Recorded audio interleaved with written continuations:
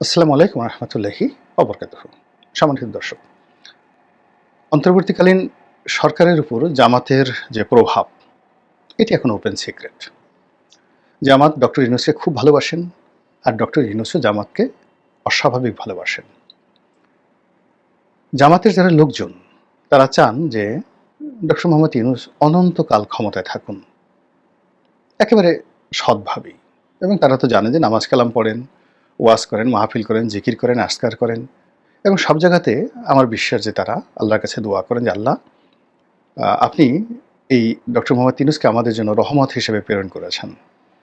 তো এই মানুষটি ক্ষমতায় থাকুক, অনেকদিন ক্ষমতায় থাকুক। আর এই লোক যদি ক্ষমতায় থাকে, তাহলে এই লোকের সহযোগিতায় আমরা এই বাংলাদেশে আপনার শাসন, মানে আল্লাহর শাসন, তারপরে সৎ লোকের শাসন আমরা কায়েম করতে পারবো, কোরআনের আইন আমরা চালু করতে পারবো। এবং এই মানুষটি এত বিশ্ববিখ্যাত মানুষ, তিনি যদি ক্ষমতায় থাকেন, আমাদের সঙ্গে তার যদি একটা সোহবত হয়, দীর্ঘদিন থাকে, এই ভদ্রলোক যদি দাড়ি রাখেন, ওনার মতো মানুষ যদি কোরআন শরীফ পড়েন, মক্কা মদিনা সফর করেন, দিনের পথে তিনি যদি চলেন, তো এটা আল্লাহর জন্য, আল্লাহর দিনের জন্য একটা বিরাট প্রাপ্তি। আল্লাহ সবসময় সেলিব্রিটি লোকরা ইসলামে আসুক, এটা চান। এই জন্য সবসময় ইতিহাসের মহাকালে আল্লাহ দিনের পথে সবসময় বিখ্যাত রাজা বাদশাদেরকে আহ্বান করার জন্য তার নবী এবং রাসূলদেরকে তিনি মানে সবসময়ই যাকে বলা হয় হুকুম দিয়েছেন বা সাজেশন দিয়েছেন। আপনি জানেন যে ফেরাউন তৎকালীন জমানার ডোনাল্ড ট্রাম্পের বাবা ছিলেন, রামসি দ্য সেকেন্ড। খুবই রাগী, খুবই ভালো শাসক, খুবই ন্যায়পরায়ণ শাসক, আবার ক্ষুধাদ্রোহী। সব মিলিয়ে একটা অদ্ভুত চরিত্র। মিশরের কেন, পৃথিবীর ইতিহাসে আমরা যে ফেরাউনকে গালাগালি করি, রামসিস দ্য সেকেন্ড তার মতো এরকম বৈচিত্র্যময় শাসক আর জন্ম নেননি। স্টিল তাকে মিশরের লোকজন স্মরণ করে as a father of the nation. তার জমানাতে মিশর পৃথিবীর বুকে যে ইতিহাস তৈরি করেছিল, আর কোনো শাসক পারেনি। তো সেই ফেরাউন নিজেকে আল্লাহ ঘোষণা করে বসলেন। আল্লাহ বললেন যে না, ঠিক না। আল্লাহ তো রাগ করলেন না, তিনি মূসা নবীকে পাঠালেন, তুমি যাও ফেরাউনের সামনে গিয়ে বলো যে এটা ঠিক না, আমি আল্লাহ, আমাকে যেন সে মেনে নেয়। এবং এটা নিয়ে বহু কাহিনী। তাহলে চিন্তা করুন যে আল্লাহর যে দরবার, সেই দরবারে ফেরাউনের প্রবেশ নিষিদ্ধ ছিল না। এবং এখানে শেষ সময়টা পর্যন্ত আল্লাহ রাব্বুল আলামিন তার দয়ার ভাণ্ডার খুলে রেখেছিলেন যেন ফেরাউন দিনের পথে ফিরে আসে। তো সেই দিক থেকে ডক্টর মোহাম্মদ ইউনূস বর্তমান জামানাতে তিনি তো ফেরাউন নন, তিনি হামান নন, তিনি একজন সেলিব্রিটি। তো এরকম একজন সেলিব্রিটি মানুষ, তিনি যদি ইসলামে দাখিল হন, মুখে লম্বা দাড়ি রাখেন, এই ৮৬ বছর বয়সে, কি সুন্দর লাগবে। এবং বাংলাদেশে জামাতের রাজনীতি অমর হয়ে যাবে যে জামাতের হাত ধরে ডক্টর মোহাম্মদ ইউনূস তিনি ইসলামে দীক্ষিত হয়েছেন, প্র্যাকটিসিং মুসলিম হয়েছেন। এবং তিনি যদি জামাতের আমির হতে চান, তাহলে জামাতেরও সম্মান বাড়বে, তারও সম্মান বাড়বে। এরকম আসলে জামাতের মনোজগতে ডক্টর মোহাম্মদ ইউনূসকে নিয়ে কী হচ্ছে বা না হচ্ছে, আমার যেটা ধারণা সেটা আমি বললাম। দ্বিতীয়ত, ডক্টর মোহাম্মদ ইউনূসের সরকারকে দেশে এবং দেশের বাইরে টিকিয়ে রাখা, তাদের পক্ষে প্রচার করা, প্রোপাগান্ডা চালানো, তাদেরকে মহিমান্বিত করার জন্য জামাত এবং জামাতের যে অ্যাক্টিভ সংগঠন শিবির, ইসলামী ছাত্র শিবির, তারা প্রাণান্ত চেষ্টা করে যাচ্ছে। মানে দিন রাত ফেসবুক বলেন, টুইটার বলেন, তাদের এক একজনের হয়তো ১০০-১৫০ আইডি রয়েছে। শিবিরের যে সমস্ত লোক বা জামাতের যে সমস্ত লোক মিডিয়া নিয়ে কাজ করেন, তো প্রায় ১০০-১৫০ আইডি, কারো কারো আরও বেশি আছে। তাদের অনেক এক্সপার্ট টিম আছে, তাদের এআই আছে, আর্টিফিশিয়াল ইন্টেলিজেন্স আছে। এগুলো দিয়ে তারা করে কি, ইসলাম বিরোধী শক্তি, জামাত বিরোধী শক্তি, দেশ বিরোধী শক্তি, তাদের বিরুদ্ধে তারা জিহাদ করেন।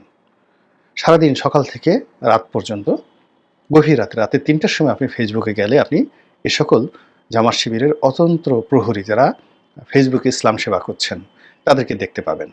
এবং তারা যুদ্ধের ময়দানে যেভাবে জিহাদ করে, আবু জেহেলকে যেভাবে মারা হয়েছে, আবু লাহাব যেভাবে মরেছে, ঠিক ওইরকম নিষ্ঠুরতা দিয়ে জামাত এবং শিবির, তাদের যারা প্রতিপক্ষ, তাদেরকে ফেসবুকে তারা বা ইউটিউবে তারা তাদেরকে সর্বনাশ ঘটায়। কখনো গালি দেয়, কখনো অভিশাপ দেয়, বা আরও অনেক কিছু করে, কখনো থ্রেট দেয়, ইত্যাদি ইত্যাদি। কিন্তু আলহামদুলিল্লাহ আল্লাহর মেহেরবানি যে গত ১০ মাসে জামাতের বিরুদ্ধে যে অভিযোগ ছিল, শিবিরের বিরুদ্ধে অভিযোগ ছিল তারা পাইকারি হারে রক কাটে। তো ওইরকম আসলে অভিযোগ হাতে গোনা ২-১ টা শোনা গেছে। কিন্তু আ ঢালাওভাবে তারা এত বড় ক্ষমতা পাওয়ার পরেও ওইভাবে আসলে রক কাটেনি। তো এটা আল্লাহ তাদেরকে একটা হেদায়েত দান করেছেন। এজন্য আল্লাহর দরবারে শুকরিয়া, আলহামদুলিল্লাহ। দ্বিতীয় যে বিষয়টি বলছিলাম যে তারা ডক্টর মোহাম্মদ ইউনূসকে টিকিয়ে রাখার জন্য ইউনূসের বিরুদ্ধে কেউ কোনো কথা বলে জামাত শিবির দেশের ভিতরে বা বাইরে তারা আওয়াজ তোলেন।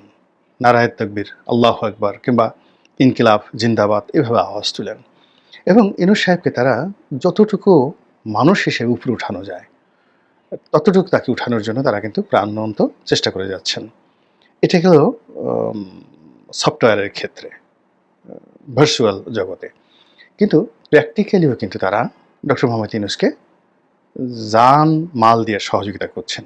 এই যে ঢাকা শহরে ডক্টর মোহাম্মদ ইউনূসের দল এনসিপি, সেই এনসিপির যে মিটিং হতো বা মিটিং হয়, মিছিল হয়, সব জায়গাতে জামাত এবং শিবির তাদের যারা লোকজন তারা উপস্থিত থেকে তাদেরকে আশ্বাস দেয়, প্রশ্বাস দেয়, নিঃশ্বাস দেয়, তাদেরকে গ্লোরিফাই করে। এই ঋণ ডক্টর মোহাম্মদ ইউনূস কিয়ামতের ময়দানেও তিনি পরিশোধ করতে পারবেন না, জামাত যেটা করছে। এবং ডক্টর মোহাম্মদ ইউনূসকে গ্লোরিফাই করার জন্য, সহযোগিতা করার জন্য তারা তাদের দীর্ঘদিনের বন্ধু বিএনপির সঙ্গে তারা দূরত্ব সৃষ্টি করে ফেলেছে। এমনকি এই বাংলায় যারা সাধারণ আমজনতা, এই বাংলার সাধারণ আমজনতার যে ইতিহাস, মুক্তিযুদ্ধের ইতিহাস, এই বাংলায় সাধারণ মানুষের যে গান, কবিতা সব কিছুতে জামাত হাত দিয়েছে। এমনকি আমাদের জাতীয় সঙ্গীত নিয়েও তারা কথা বলছে যে একজন হিন্দু রবীন্দ্রনাথ ঠাকুর, তার একটা গান কি করে হবে? এখানে অনেক নজরুলের গান আছে, ফরুক আহমেদের গান আছে, তারপরে শেষে আরও অনেক ইসলামী যারা স্কলার রয়েছেন, এমনকি আল মাহমুদেরও কবিতাকে তারা সুর আরোপ করে জাতীয় সঙ্গীত করার জন্য নানা রকম প্রচারণা তারা চালাচ্ছেন। তো এগুলো হবে কি হবে না এগুলো বলা যায় না, কিন্তু তারা চেষ্টা করে যাচ্ছেন, প্রাণান্তে তারা চেষ্টা করে যাচ্ছেন। এই জন্য এই চেষ্টার সব ফলাফলই তো ডক্টর মোহাম্মদ ইউনূসের পক্ষে যাবে। এই গেল এক। ২ নম্বর হলো যে ডক্টর মোহাম্মদ ইউনূসকে নিয়ে যারা যখন পলিটিক্স করার চেষ্টা করে, বিশেষ করে বিএনপি আর আওয়ামী লীগ তাকে থ্রেট দেওয়ার যে চেষ্টা করে, সব জায়গাতে ভ্যানগার্ড হিসেবে জামাত এবং শিবিরের যারা লোকজন তারা দাঁড়িয়ে যান। কখনো কথা দ্বারা, কখনো আকার ইঙ্গিত দ্বারা, কখনো আরও যে তাদের লজিস্টিক সাপোর্টগুলো রয়েছে সেগুলো দ্বারা কিন্তু জামাত শিবির ডক্টর মোহাম্মদ ইউনূসকে সহযোগিতা করে যাচ্ছেন। এবং এইরকম যাকে বলে ক্লোজ পার্টনারশিপ, রাজনীতিতে ক্লোজ পার্টনারশিপ, এটা পিতা পুত্রও করে না। পিতা তার সন্তানের জন্য এরকম করে, আর সন্তানও তার পিতার জন্য করে না। তো কাজেই এখানে জামাত শিবিরের সঙ্গে ডক্টর মোহাম্মদ ইউনূসের যে বন্ধন, এটা মায়ার বন্ধন, এটা প্রেমের বন্ধন। এই ঋণ কিভাবে শোধ হবে এটা ভবিষ্যতে বলে দেবে। তো আজকে যে কথাটি বলছিলাম যে জামাত শিবির বাংলাদেশের মাটিতে বসে টেকনাফ থেকে তেঁতুলিয়া পর্যন্ত ডক্টর মোহাম্মদ ইউনূসকে সহযোগিতা করার জন্য সর্বোচ্চ ত্যাগ স্বীকার করছেন। আর ডক্টর মোহাম্মদ ইউনূসও একেবারে জামাত শিবিরের জন্য যা করা দরকার, তার সামনে যদি কেউ কোনো কাগজ নিয়ে যায়, তারপরে বলে স্যার এটা সাইন করেন, এটা জামাতের ব্যাপার, শিবিরের ব্যাপার, এখানে জামাত শিবিরের স্বার্থ আছে, বা এই কাজগুলো করলে জামাত শিবিরের উপকার হবে, তিনি আনন্দিত হন, পুলকিত হন, হাসি মুখে খুশি মনে তিনি সেই জামাত শিবিরের জন্য সেই কাজগুলো করার চেষ্টা করেন। তো এই যে তাদের আঞ্চলিক বা দেশমাতৃকার ভিতর উইদিন দ্য টেরিটরি যে কোঅপারেশন, এই কোঅপারেশনটা যে আন্তর্জাতিক অঙ্গনে পৌঁছে গেছে তা আমরা দেখতে পেলাম তার সাম্প্রতিক লন্ডন সফরে। আপনারা জানেন যে লন্ডনে জামাতের একটা বিশাল সংগঠন রয়েছে, অনেক জামাতি নেতা লন্ডনে থাকেন, তাদের টাকা আছে, বাড়ি আছে, গাড়ি আছে, কানেকশন আছে, এবং তারা প্রফেশনালি ভেরি সাউন্ড, মানে ব্যবসায়ী হিসেবে সাউন্ড, রাজনীতিবিদ হিসাবে সাউন্ড, উকিল হিসাবে বা ব্যারিস্টার হিসেবে তারা সাউন্ড, যথেষ্ট সুনাম সুখ্যাত ইংল্যান্ডের মাটিতে তাদের রয়েছে, তার সঙ্গে সঙ্গে একটা শক্তি রয়েছে। এবং এই শক্তিটি তারা কয়েকটি ধারায় বিভক্ত। একে তো জামাত শিবির, দ্বিতীয়ত আঞ্চলিকতা, যেমন নোয়াখালী, সিলেট, বিশেষ করে সিলেটি যারা ভাই ব্রাদার রয়েছেন তাদের মধ্যে যারা জামাত করেন, এ বন্ধন সিলেটের মধ্যে আঞ্চলিকতার বন্ধন খুব বেশি।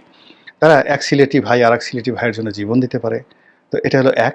আর এটি স্কোয়ার হয়ে যায় যখন দুই সিলেটি ভাই জামাতের সদস্য হয়ে যান। তো তাদের মধ্যে যে বন্ধুত্ব হয় সেই বন্ধুত্ব অকল্পনীয়। আমরা যারা বাংলাদেশে বিএনপি করি বা আওয়ামী লীগ করি, আমরা এই বন্ধন কল্পনাই করতে পারবো না। এটা যাকে বলে একটা ইউনিক, একেবারে কটাকট লেগে গেলে যেরকম অবস্থা হয়, এরকম লেগে যাওয়ার মতো অবস্থা। জড়োয়া ভাই। তো সেই ইংল্যান্ডে ডক্টর মোহাম্মদ ইউনূস যখন গেলেন, তখন তাকে অপদস্থ করার জন্য আওয়ামী লীগ কী না করলো, খুবই খারাপ কাজ করেছে।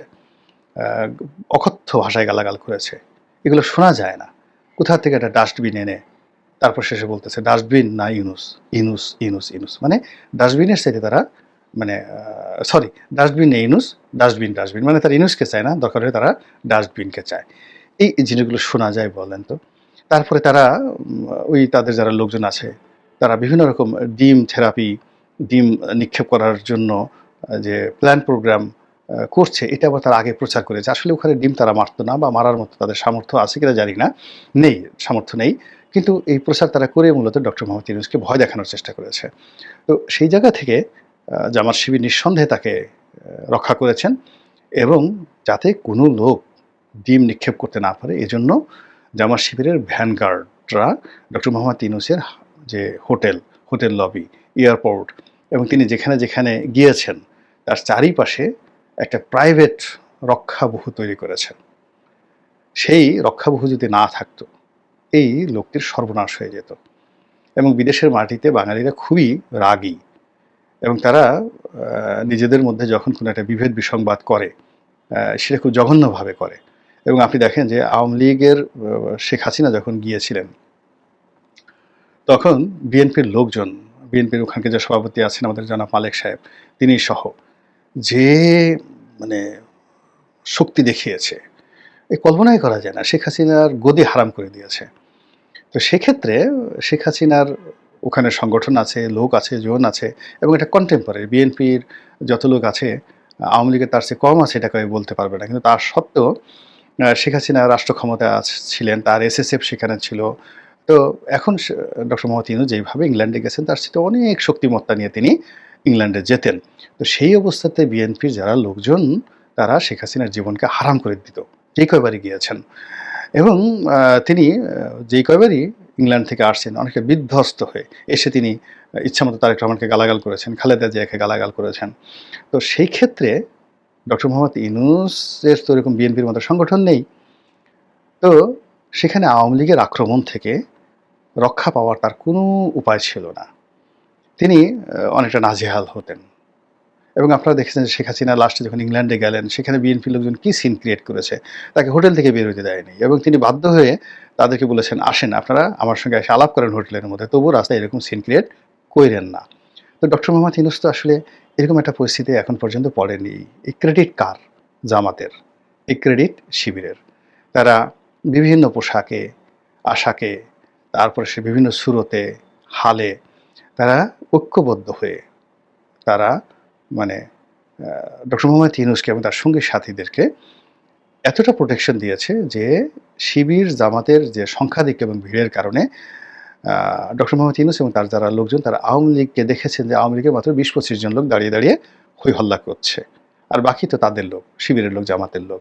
তো আমি ভাবি মাঝে মধ্যে যে ডক্টর মোহাম্মদ ইউনূসের কী সৌভাগ্য যে এই বয়সে এসে তিনি জামাত শিবিরের মতো এরকম একটা সুসংবদ্ধ দলের যে সহযোগিতা পাচ্ছেন, এবং যেভাবে এই দল আনকন্ডিশনালি তাকে সাপোর্ট করছে, এবং তার নিরাপত্তার জন্য দেশে বিদেশে, তার সুনাম সুখ্যাতির জন্য দেশে বিদেশে, এবং তাকে ক্ষমতায় রাখার জন্য, তার ক্ষমতা টিকিয়ে রাখার জন্য দেশে বিদেশে যে তৎপরতা চালাচ্ছে, বিশ্বাস করেন এইরকম হামিম আর এই বাংলায় জন্ম নেয়নি। আপনারা তো জানেন হামিম অর্থ কী।